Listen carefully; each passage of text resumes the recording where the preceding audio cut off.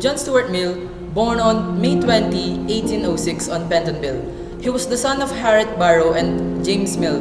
A Scotsman, had been educated in Edinburgh University, taught by, among others, Dugald Stewart, starting with the Greek at age of 3 and Latin at the age of 8.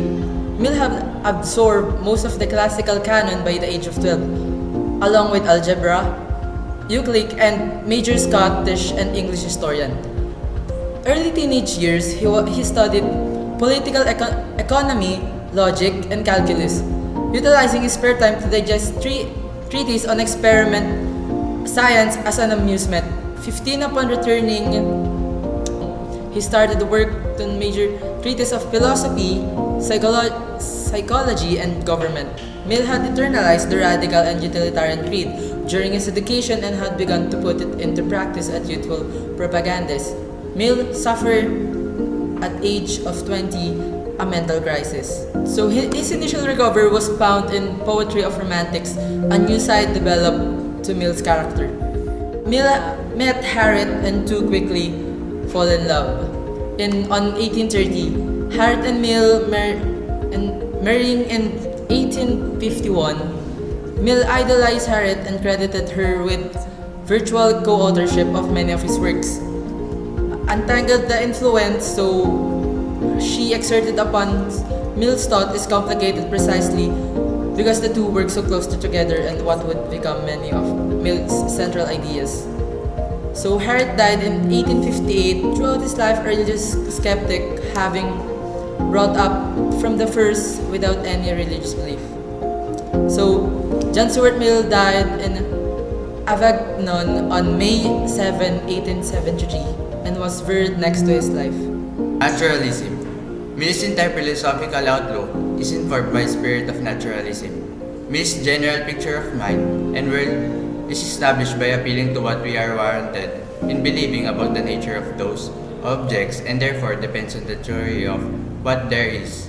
Mill's commitment to the claim that human beings are wholly part of nature and does not think of this as his unsupported starting point, but itself as a substantive claim. Mill's belief that the mind is part of nature might usefully be contrasted with those philosophers who hold that the mind has some exalted place in the order of things. As such, if our experience could be found to take certain form, then we could infer facts about how the world must be composed. Mr. Jacks these moves. Such an inference would only be warrantable if we could know a priori that we must have been created. Macrocosm must have been framed in complete correspondence with one another, but an assumption more destitute of evidence could scarcely be made. As logically independent matters of fact, Mill thought that there could be no seamless inference from the composition of our mind to how the rest of the world is or must be. Mill holds, therefore, that there can be no genuine a priori knowledge of objective facts. Mill's view that there are no truths cognizable by the mind's inward light and grounded on creative evidence holds across the board. Associationism. Mill adds to his anti-a-priorism a psychological account of the underlying mechanism by which we form ideas. The British empiricist, the theory being traced by Mill back to Hobbes through Locke and Hartley, and to James Mill publication of the analysis of the phenomena of the human mind, in endorsing what has become known as associationism psychology, the theory which resolves all the phenomena of the mind into ideas of sensation connected together by the law of association. All of our ideas and beliefs, Mill holds, have their origins in sense impressions. Ideas are sensations which are either I, similar, or double I, frequently experienced or thought of, either simultaneously or in immediate succession, come to be thought of together, and are eventually inseparably bound together in our mind, forming more complex ideas. The theory aims to derive even our most abstract ideas from experience. place, extensions, substance, cause, and the rest are conceptions put together out of ideas of sensation by known laws of association, and thereby undermine the intuitionist claim that such ideas are priori. Apparently, a priori beliefs are subject to a similar undermining analysis. There are innumerable cases of belief for which no cause can be assigned, except that something has created so strong an association between two ideas that the person cannot separate them in thought. To give one of Mill's own examples, the apparently intuitive belief that space is infinite is explained as in fact being wholly the result of a process of association. We have never perceived any object or any portion of space which had not other space beyond it. And we have been perceiving objects and portions of space from the moment of birth. Every instant of our lives helps to rivet this association. We never have had a single experience tending to disjoint it. From this process, we come to form the belief that space is infinite. But an association, however close, between two ideas is not a sufficient ground or belief. It is not evidence that the corresponding facts are united in external nature. These beliefs should be tested by reasoning what we ought to believe. The foundation of practical reason, the proof. Whereas theoretical reasoning concerns what there is reason to believe, practical reasoning concerns how there is reason to act. Just as Mill think that there is one fundamental principle of theoretical reason, the principle of enumerative induction. So, he thinks that there is one fundamental principle of practical reason. There are not only first principle of knowledge, but first principle of conduct. There must be something or some standard by which to determine the goodness or badness, absolute and comparative, of ends or objects of desire. And whatever that stand is, there can be but one. That principle, of course, is the principle of utility. That principle, of course, is the principle of utility. The claim that happiness is the soul of human action, and the promotion of it, the test by which to judge of all human conduct, stands at the center of Mill's practical philosophy, determining how individuals should act individually and collectively. The principle of utility is examined in detail in Utilitarianism, during which it is both clarified and defended. At the center of the work stands Mill's proof of the principle of utility. The argument takes place by the way of three sub-claims. Mill argues for desirability, that happiness is desirable as an end, and impartiality, that each person's happiness is equally desirable. Mill takes first sub-claim desirability to be reasonably uncontentious. Happiness, must will admit, is at least one of the things which is desirable. His argument for the claim, however, has become infamous. The only proof of capable of being given that object is visible is that people actually see it. The only proof that sounds is audible is that people hear it, and so of the other sources of our experience. In like manner, I apprehend the sole evidence it is possible to produce that anything is desirable is that people do actually desire it. Argument for the desirability of happiness is like the Mill's rest philosophy, naturalistic in orientation.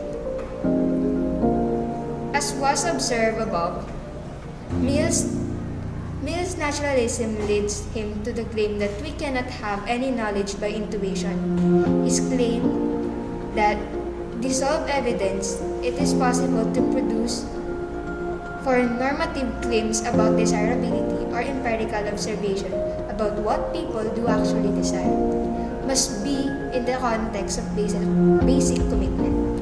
Our knowledge of the desirable cannot be anchored by direct priori insight into the nature of the good, and as such, can only come by the way of critical examination of what human beings do actually takes as a good, insofar as what we desire is taken as evidence of what is desirable. This might seem incompatible with Mill's second sub-claim, that happiness is exhaustive of desirable. Mill's strategy for establishing that happiness is the only desirable thing is to show how that although there are other things which are desirable by human beings, such things are desired only because of the relation bear to happiness. Many things, of course, are desired merely means to happiness. Upon inspection, such things do not strike us as ultimate desirable, but merely as useful mechanism for bringing about that which is ultimately desirable. Mill claims that each person's happiness is good to that person and the general happiness, therefore, a good to the aggregate of all persons. This argument is, one sense, merely a reflection to Mill's individualism. The underlying thought is that the good of a group of people can be no other than the sum of the good of its members. But the argument goes deeper than this plausible claim, relying on stronger premises, the supposition that equal amounts of happiness are equally desirable, whether felt by the same or by different persons. By showing that happiness is desirable, that nothing other than happiness is desirable, and that every person's happiness is equally desirable, Mill holds that the principle of utility is proved. As such, the principle of utility, the doctrine that all things are good or evil by the virtue solely of the plausible or pain which they produce, is shown to have the rational grounds. Mill concept of happiness. Mill defines utilitarianism as a theory based on the principle that actions are right in proportion as they tend to promote happiness, wrong as they tend to produce the reverse of happiness. Mill defines happiness as a pleasure and the absence of pain. What is Mill's greatest happiness principle? Mill defines utility as pleasure and the absence of pain. Furthermore, Mill states that utilitarianism follows the greatest happiness principle where actions are considered moral when they tend to promote happiness and dither its opposite, and immoral when the opposite occurs. Utilitarianism is an essay written to provide support for the value of utilitarianism as a moral theory. And to respond to misconception about it, Mill defines utilitarianism as a theory based on the principle that actions are right in the proportion as they tend to promote happiness, wrong as they tend to produce the reverse of happiness. Mill defines happiness as pleasure and the absence of pain. He argues that pleasure can differ in quality and quantity, and that pleasure that are rooted in one's higher faculties should be weighed more heavily than baser pleasure. Furthermore, Mill argues that people's achievement of goals and ends, such as virtuous living, should be counted as part of their happiness. Mill argues that utilitarianism coincides with natural sentiments that originate from human social nature. Therefore, if society were to embrace utilitarianism as an ethic, people would naturally internalize these standards as morally binding. Mill argues that happiness is the sole basis of morality and that people never desire anything but happiness. He supports these claims by showing that all the other objects of people desire are either means to happiness or include in the definition of happiness. Mill explains at length that the sentiment of justice is actually based on utility and that's right exist on. Morality. They concern, that is to say, what state of affairs are valuable which the outcomes are good. Mill often makes statements which seem to imply that he is committed to his position, most famously towards the beginning of utilitarianism, or which actions are right in proportion as they tend to produce the reverse of happiness. Maximizing utilitarian believes that we are morally obligated to bring out the most happiness which causes us human, violate our moral obligation to do all that we can upon pain of moral censure. It is not good that persons should be bound by others people's opinion. We should all be required to come up in a degree beyond it which is not obligatory, but meritorious in the standard of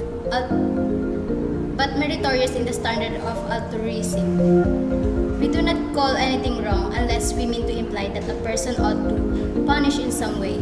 It can be by law, opinion of his fellow men, or maybe by the reproaches of his own conscience. Mill tend to believe that whether we ought to blame an individual for any given act, therefore that act is morally wrong. He stands on the place of morality in practical reasoning overall on how our moral obligations are related to what we ought to do. All things considered is complex. He is critical of those morality intoxicated or a philosopher who take morality to crowd out the sphere of practical reason entirely, who treat the moral dimension of question about how we act as if it were the sole one. The practical reason or the art of life for Mill has its proper objects, bringing into existence the greatest possible happiness, which was divided into three domains: morality, prudence of policy, and aesthetics. The right, the expedient, and the beautiful or noble. John Stuart Mill pulled towards something which comes to resemble an act utilitarianism, positioned to the extent that one ought often to ignore the rules of morality, prudence, and aesthetics. The equality of the sexes in the 19th century. The 19th century was a period coming to terms with the rise of democracy, and this is reflected in the concern of its social philosophy. Mill's writings in this area are no exception. His engagement with the question of how society and institution ought to be organized is of course guided by an abstract commitment to our general happiness as the measure of the success of all human practice. But it's also deeply attentive to the concrete possibilities and dangers of the newly emerging democratic era and how they relate to this overarching goal. Mill's distinctively English take on modern Europe's irresistible tendency to equality of condition characterized the spread of equality as a manifestation of the growth of the middle class. Mill believes that this trend presents a chance for the improvement of society. In this sense, he stands as her to Bentham and James Mill in trying to drive forward the agenda of modernization. But like many of his 19th century contemporaries, in particular, conservative social critics such as Coleridge and Carlyle, he also sees that the newly emerging order carries with it newly emerging dangers. His aim was therefore to ameliorate the negative effects of the rise of equality, while capitalizing on the opportunity it presented for reform. The most pressing need for reform in this situation, Mill thought, was the removal of structure of discrimination and oppression against women. Mill held, on the grounds of associationist psychology, that human character is wholly a product of upbringing. As such, he was suspicious of the then common claim that women had a different nature from men, and that the sexes were therefore naturally suited for different roles within the family and society more broadly. To the extent that sexes in general exhibit different character traits, these traits are the product of upbringing into stereotypes, rather than justification for such stereotypes. So too for differences that are claimed to exist naturally between the races, and to justify the authority of one set of individuals over another. With the growth of equality that came with the dominant middle class, Mill held These forms of oppression stood out all the more clearly, and the time was therefore ripe to dismantle such practices of discrimination. An equal right to be heard, to have a share in influencing the affairs of the country, to be consulted, to be spoken to, and to have agreements and consideration turning up upon the politics addressed to it, tended to elevate and educate the self-respect of man, to give people an interest in politics and in the management of their own affairs, was the grand cultivator of mankind. That was one of the reasons why he wanted women to have votes. They needed cultivation as well as men. For these reasons, Mill fought against political discrimination throughout his life, both as a philosopher and a member of parliament. Barriers to education and to professions he held were as much in need of reform as barriers to representation, but his most vehement criticisms were made of the institution of marriage, as practiced in his own time. Marriage, which in this period deprived the wife of property and legal personhood, and forced total obedience to a husband, was Mill held akin to slavery. Often he observed it involved physical violence, but even where this was not the case, the preparation for the participation in such unequal partnership caused women to develop constrained, artificial, and submissive personalities. And not only was it degrading for women to be held in such a position of slavery, exercising such domination was debasing to men, corrupting their personalities, and the prevalence of such a vicious power relationship in a central area of human life cried out for renovation.